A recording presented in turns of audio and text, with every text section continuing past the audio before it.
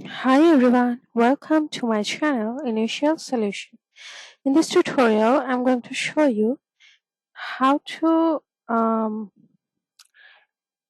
square a number in Excel. Open an Excel sheet. As you can see, there are numbers and powers here. So I will show you two ways to do it. First one with the formula and the second one with the keyboard. So let's start. So let's put in formula, which is equals to power open parenthesis, and you have to give a number and comma the power, close the parenthesis and click on enter.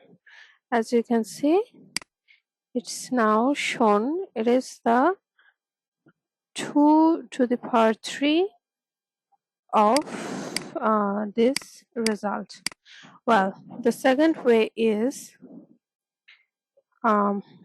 just select the first cell, click on equals to, select the first cell, and from the keyboard type this sign and select the second cell. Click on enter. As you can see, it's just shown here.